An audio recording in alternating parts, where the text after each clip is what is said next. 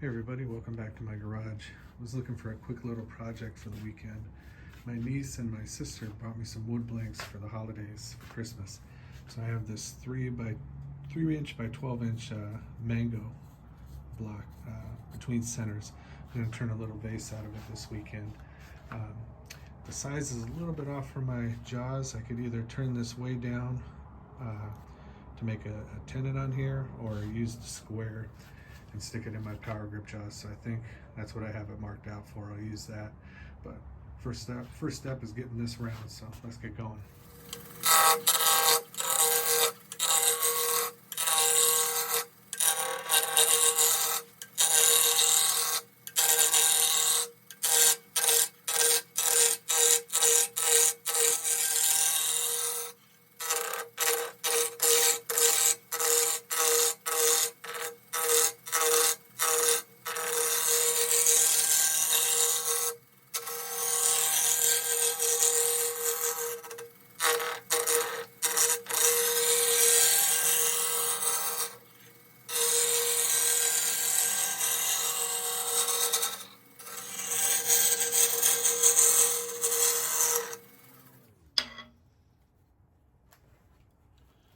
Almost there.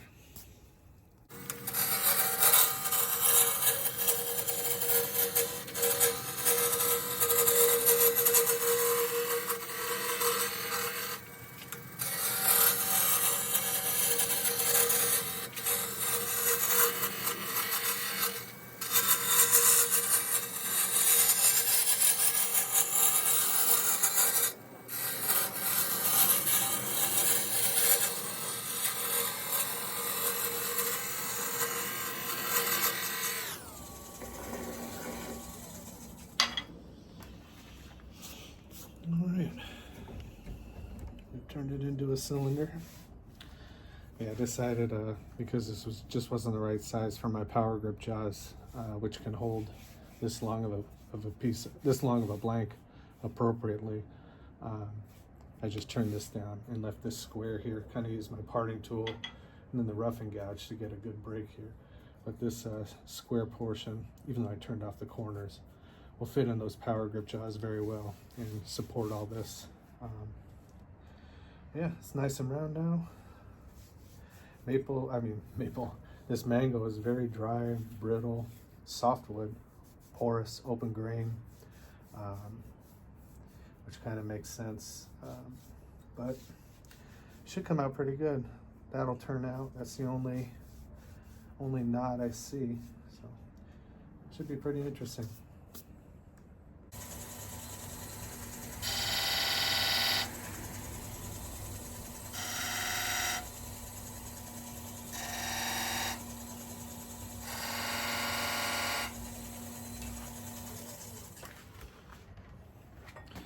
Alright, I've kind of marked out an 11 inch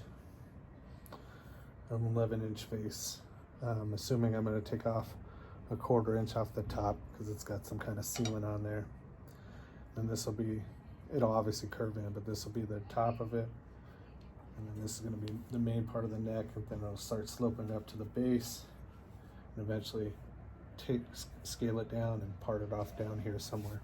But that's just a ballpark. As I bring out the spindle gouge, I'll still use the roughing gouge a little bit to take some of this out, but just to give myself an idea of what I want to do.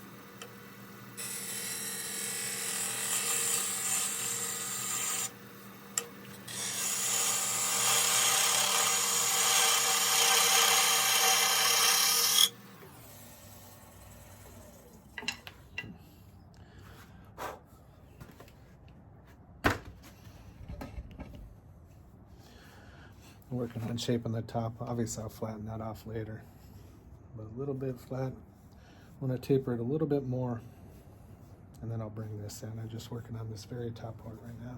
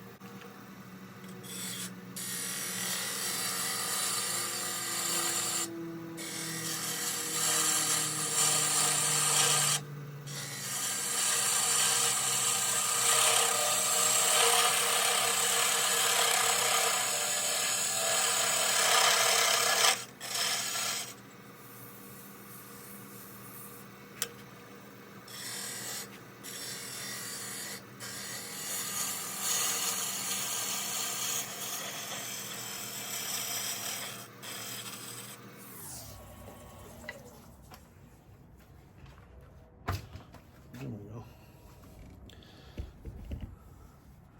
This wood is pretty soft. It's got some similarities to mahogany, except softer and even more open. But I'm going to refine this shape a little bit more. Just how this meets this. I want to fix this, and I'm going to add a little something here and curve off the bottom. All right, I'm back to this. Actually kind of disappointed in the shape I've made. It's too plain. I was way more elegant with the other vases I've turned before in terms of the neck of the vase. I'm gonna do a little dip in here and yeah, see what I can do to make it a little bit more interesting.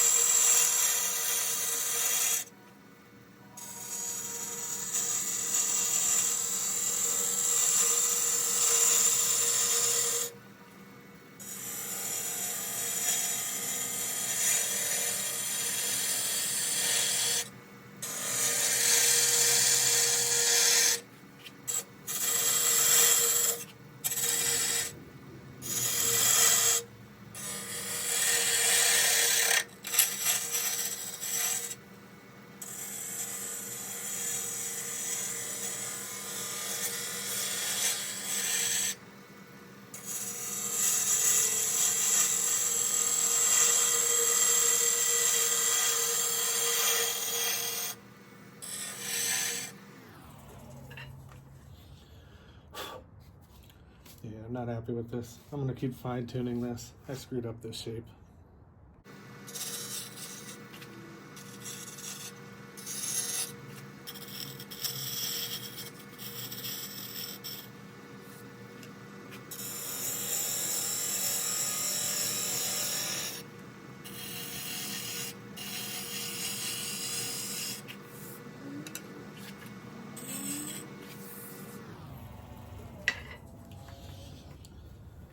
All right. Show you. Well, like I said, I've done better. I don't know what I was thinking when it came to this neck. So I tried to mess with the bottom, but it's what do we got? 1 3/8 inch thick. So I'll be able to drill with a 1-inch Forstner bit, drill down and put a tube in, one of those test tubes, so it can hold water in terms of the flower vase. Yeah, this isn't so bad. I'm just disappointed with this neck and this transition. It should have extended about down to here at a different slope, and then it would have looked much better. But hopefully when I get this in the jaws and I flatten off this top and start hollowing it out, that'll look better. But before I do that, I think I'm going to clean up and put a coat of sand, maybe hit this with 120 and put a coat of sanding sealer on it. I'll sand it later after I draw out the middle, but there's some fault lines here, and I just don't want it splitting along the grain. They're on both sides when I'm drilling out the core, the center of this. So I figure the safest bet, but I don't want to stain this so porous grain, so safest bet would be putting a sanding sealer on. There's no crack or hole, but I just don't like the way these things look on each side with the grain. So I'm just going to throw some CA glue just to be safe before I get to the middle of this. And yeah, I'll bring it back when it's time to draw out the center.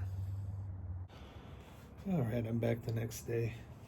Still not happy with this shape, but we'll make do with it. I got it sunk in my 4-jaw chuck with the power grip jaws, spread as wide as it could. I used my tailstock with the cup center to push it in and center it as much as possible, and you can see it's running absolutely true. So I got it at a low setting. I'm going to start. It's from this line to where I'm going to part it. It's 10 3/4 inches. So I got exactly 10 inches here to start drilling down.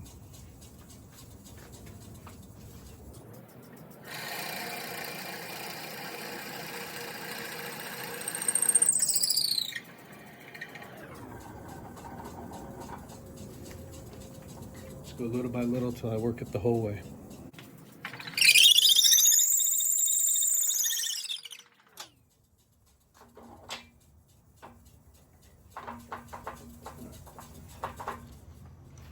Okay, so drilled down just under 10 inches.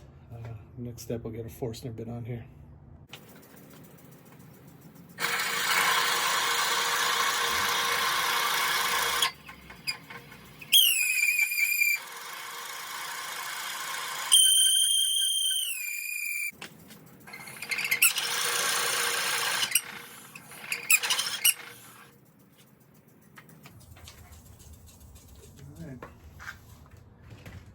That's it. That's my 1-inch Forstner bit. Can't really go. Ooh, that's warm. Can't even really go much more than that because this is only 1 3/8 inches thick. So my next size Forstner bit's 1.5. So obviously can't do it. So that's as big as I can go. The rest I'll do with the hollowing tool. But yeah, I drilled down too far with the first one because I was able to go 10 inches down with the first drill, but I only got just over 8 inches. What is this, 8.5 inches here? So in terms of 1 inch thick, so it's just the way it is.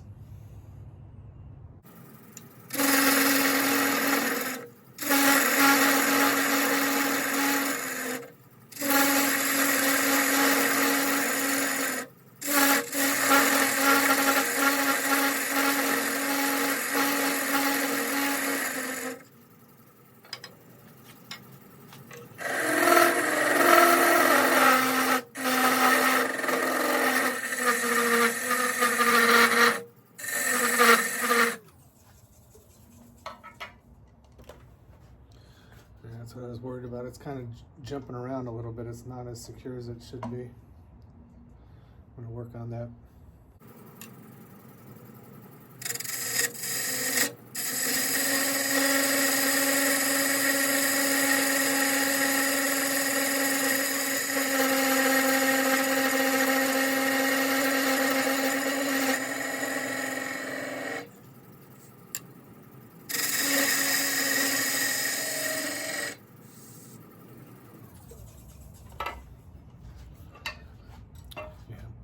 Well, my next project, or I'm going to have to either buy or build one of those things that stabilizes it when you extend this far. It's shaking, so I'm having to be very light, very gentle cuts to get a decent surface. And it's all ingrained on top of that, so it'll be a lot of sanding. So I'm just gonna work this down a little bit off camera to get this part level, and then I'll use the carbide to kind of put a curve on the inside, but just taking it slow, very light passes, because the more I push on it, the more it shakes around. And you can see, that's about as good as I'm gonna get in grain. So just keep working it down off camera, and I'll bring you back when I'm done. With this sunk down a little more, I'll be able to get an extra 3/4 of an inch when I put that Forstner bit back on, so I can meet pretty close to where I drilled down to at the bottom.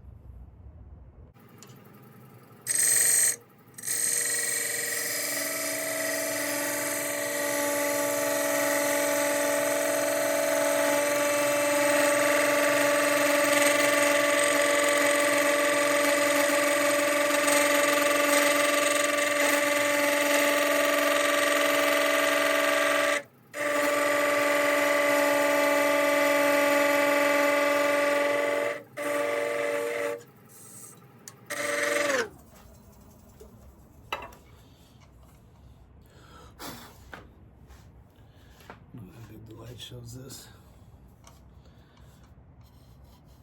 Take a little bit of sanding, 120, because it is in grain, but got it worked down as best I could, and it transitions to that inch hole.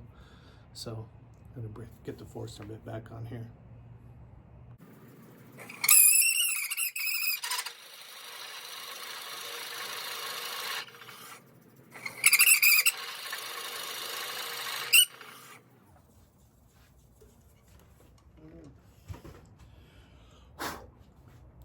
That's it. I was able to get another inch, I think, on there.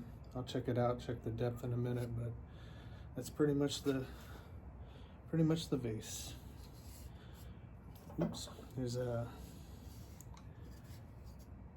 couple pock marks right there from tear out, ingrain tear out, that I'll have to sand out. But I'll start at 120 to 600 inside and outside. I'll probably sand it tomorrow, sand it, and then put a finish on it. This square spigot's held up very well once I tightened everything down appropriately, even without the support here. So I haven't decided what finish I'll use, but it might be axe abrasive paste. This can take the velocity or the speed, the RPMs, with the square spigot like this. But anyhow, just a matter of sanding tomorrow, so bring it back later. Have a good night.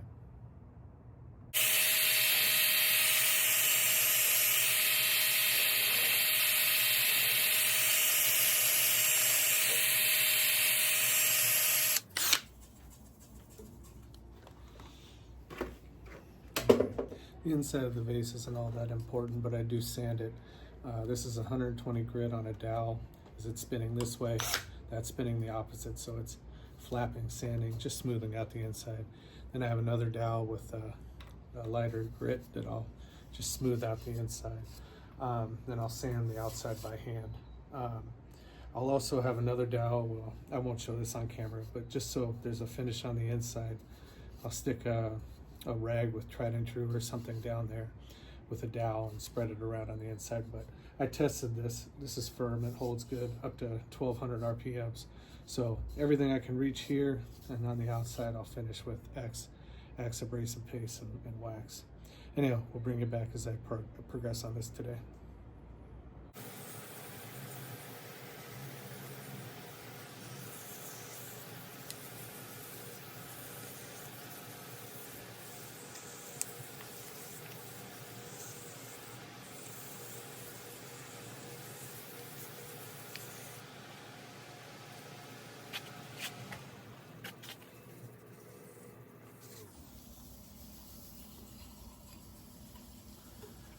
A little bit of this dust off. All right, sand it up to 600.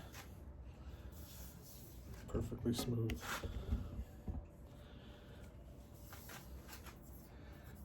Those faults or whatever didn't split. No marks or whatever. Wish I would have designed it a little more aesthetically pleasing, especially on this neck part. Had it sloped down. I screwed around, but anyway, made the best of it. Looks pretty good.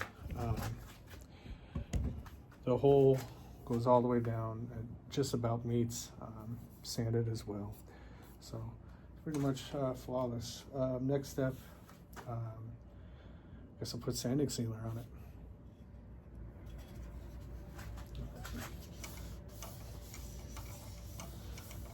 Oh wow.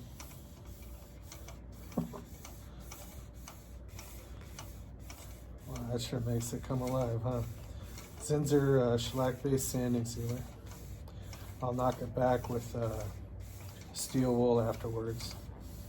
But it gives you kind of a sneak peek of how this thing's gonna finish. Wow, did that make that wood come alive, didn't it? That is absolutely beautiful grain.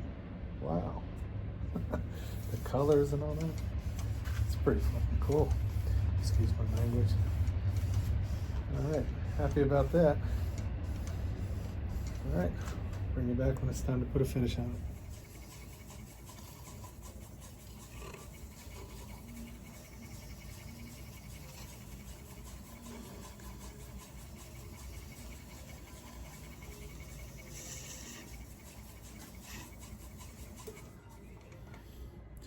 All right, it's not the most scientific way to do it, but I soaked a rag in a tried and true original wood finish, wrapped it around this dowel and turned it so it coats the entire inside of my vase. I'm gonna give that overnight to dry. The outside has just sanding sealer on it. So I'm gonna give that inside a chance to dry overnight. Then I'll finish the outside and this section that I can reach with Axe abrasive paste and wax. I'll do that tomorrow. But anyway, like I said, there's a little bit of dust left in there, obviously. It's not the greatest way to do it, but it's effective, gets the job done, right? So the inside, which I'd never be able to reach, the inside's got a finish on it. All right, have a good night, see you tomorrow. All right, welcome back. It's been about 5 days, a whole lot of rain, mudslides and stuff later, but I'm finally back in the garage. Time to finally put a finish on the outside of this thing.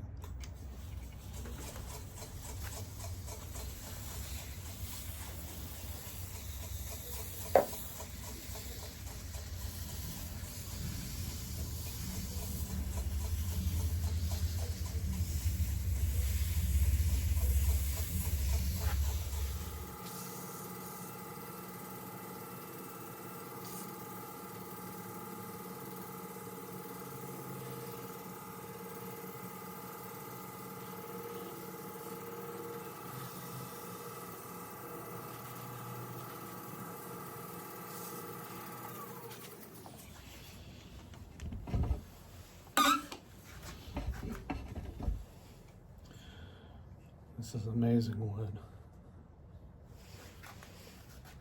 I hope this shows the figure in that.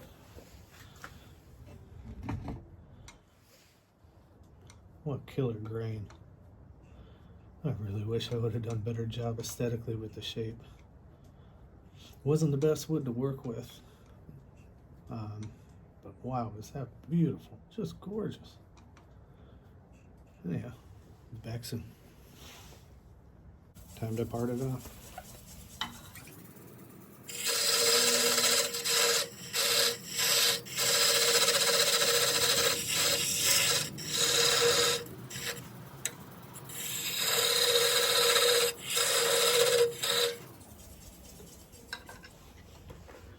All right. I'm kind of close here. I could pull it out a little, but I don't want to make it too loose. Just working it down. Kind of undercutting it as I can so it'll be a little bit concave before I take it off and sand it. But I'm gonna wrap this up, keep it safe before I do this final little bit.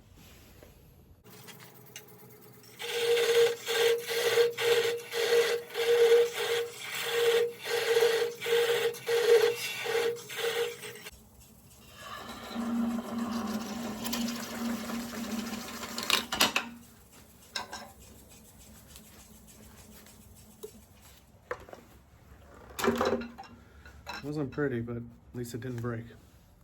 All right, I'm back at my table. Sanded the bottom to the same 600 grit. there was a little bit of a nick. I don't know if it shows it right there. I guess when I was parting it off. So anyway, there's that little nick, and then obviously you can see this circle. I was for putting the medallion in the bottom. I was a little off of my circle. I put forced a bit on the drill press and just eyeballed it, so I was a little off. So it is what it is. But I brought you back after this sanding just because I thought it was interesting. I'm going to use my third type of finish on the same project here. Just get some Mahoney's walnut oil for the bottom. It blends in so good. I got the bottom taped off for when I put that medallion in there. Yeah, if you remember, the inside I used tried and true. The outside, obviously, I did an Axe abrasive paste and wax. And now this very bottom, a little bit of Mahoney's. So I'm hitting all three of my usual suspects in the same project. Anyhow, I'll get this medallion glued into the base and bring you back tomorrow with the finished product. All right, welcome back. Here's the finished product. 1 10 3/4 inch mango vase. I'll try to show it off here in the light. I'm gonna be careful though. I got this, see if I can get it out of here, a glass test tube. So it's a dry flower vase without it, but if you add this in there, it fits in there real nicely, snugly. You add this in there, you can add water in it. Anyhow, so it doesn't fall out. Show the bottom. There's that little nick right there, just slightly off center with the forcing a bit on the drill press, eyeballing it, but that's okay. This wood is absolutely gorgeous. And even if I had to do the design over again, I know I wasn't pleased with it. It came out pretty good. I just would have, I can't do this with one hand, I would have tapered this down to about right here, so it was kind of a more graceful neck to it. But overall, I mean, check out this grain. Try not to drop this as I'm turning it, but it's just insane. A little bit like mahogany, a little bit like tiger wood I've turned before. Very open grain. Like I said, porous, brittle, light, soft. Man, did it finish well. Just gorgeous. Hopefully that comes across well on the camera, because the wood is exceptional. Don't blame the wood for my poor judgment in design, because that is something else. Anyhow, hope you guys like the project. I really appreciate you watching. On to the next one. Enjoy the Super Bowl.